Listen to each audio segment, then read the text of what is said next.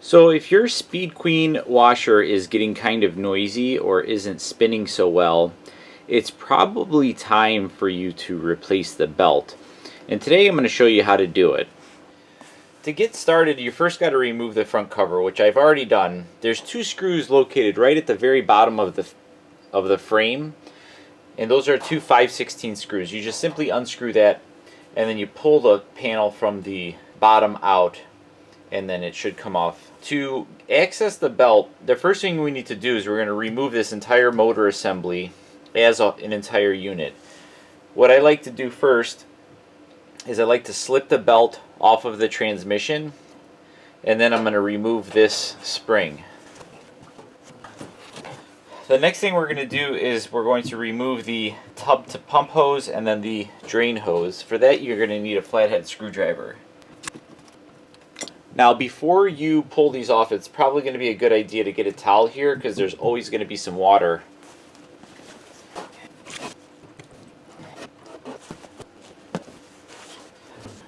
Next step is we're going to find these 4 1/2-inch bolts.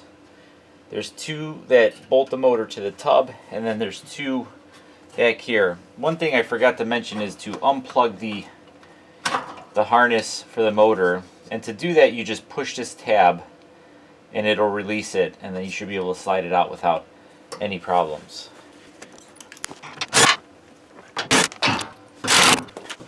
To remove the motor, you should be able to just pull it straight out.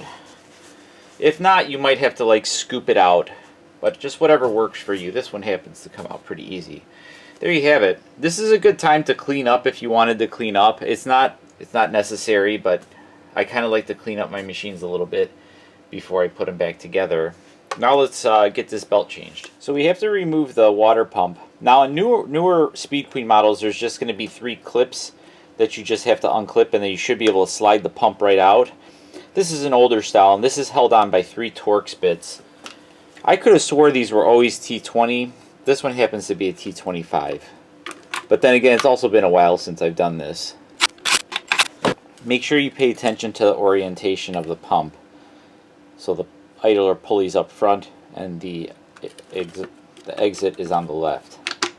Should be able to pull the pump off with relative ease. My pump happened to come off really easy. Sometimes they get really seized to the shaft. If that's the case, don't worry about it. Just break it. You could literally just take a hammer and break the plastic pump and you could pull it off. You're definitely going to have to clean up the shaft afterwards. It's also a good time to look at your pump. If you notice anything wore out right over here at the pump shaft, it might be a good idea to replace the pump while you're here. This one is fine, so I'm just going to leave it. Look at that belt. Boy. This washer still worked with the belt in this condition. I ran like 5 loads, but it was very noisy. It was making quite the racket. Now, one other thing that we should change is this idler bracket. As you can see, it's got a little wobble to it, and it's always a good idea to change the belt and idler as a pair. So I have a kit that is the replacement belt and a tensioner.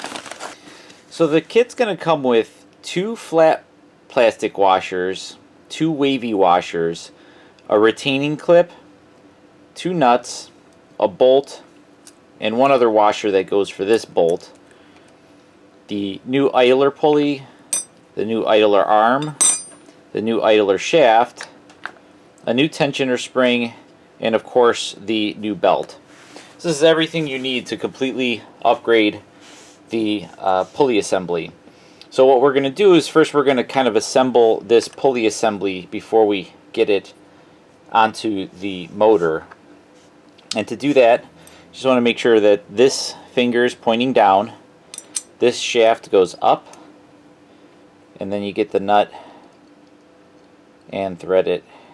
Once you have the shaft on, you want to put 1 wavy washer, 1 flat washer, the idler pulley, 1 other flat washer, 1 wavy washer, and last but not least, the retaining clip.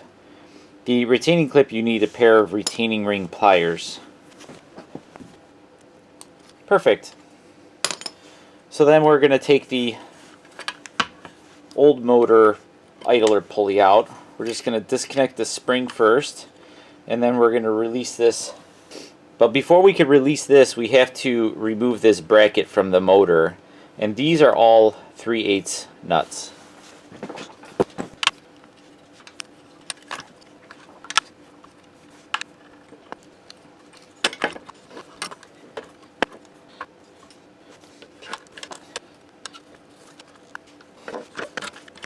It might get a little tricky because these studs are pretty long. You're probably going to have to pry off these little bushings and just get it with a flathead screwdriver. And that should give you enough room to get this bracket out. Make sure you keep the orientation right. You have your motor harness here, and just move it off to the side a little bit. Now that we have this bracket out, we could hold this nut and then remove this piece.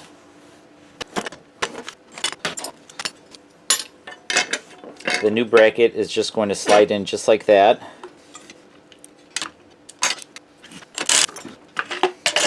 The bracket should move a little bit tight, but not super tight. The new spring we'll put on in just a second, but we got to pass it through the motor first. Slide your motor back into place, and drop it back in, and then just go ahead and get the screws started to keep the bracket in place. Don't forget to put these isolators back on.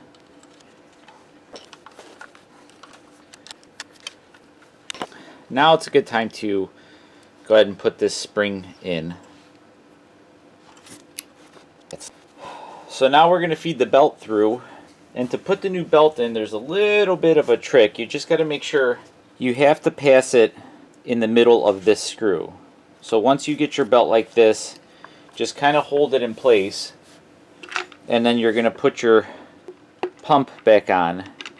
So you see that the belt is wrapped around this screw and not the others. The other ones, the belt is on the inside of those. Now we're going to tighten this pump back down.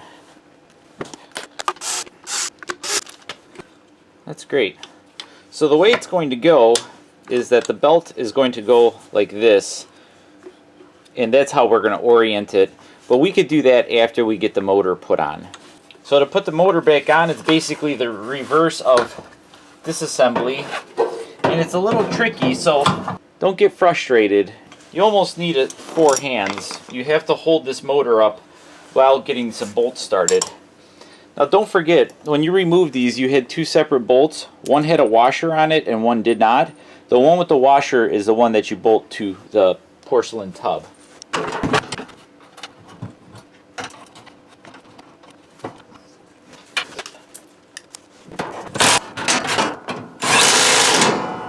Don't forget to plug your motor back in. Now to slide the belt on, it's a little tricky. You kind of have to do it with your hands, or you have to see with your hands. So you want to get both your hands underneath this, and you want to get your belt around the tensioner, and then get it started around the main pulley, and then just simply turn, making sure that the belt is on the motor pulley as well. Once you get the belt on, all that's left is to reconnect your tub to pump hose and then your drain hose, and then hook this spring back in, and then you're done. Now before you buy this kit, you do have to make sure this kit will have the correct belt, because this has the belt for the newer model Speed Queens, but if you have an older one, it might not work out. The belt that comes with this kit is 38174. This particular washer needs a 37820. Another part number that's pretty popular is the WP 2700107. So just pay attention to that. If you can't find the idler pulley anywhere else, just buy the kit and throw away the belt. The belts are pretty cheap. They're basically like $5 or $10.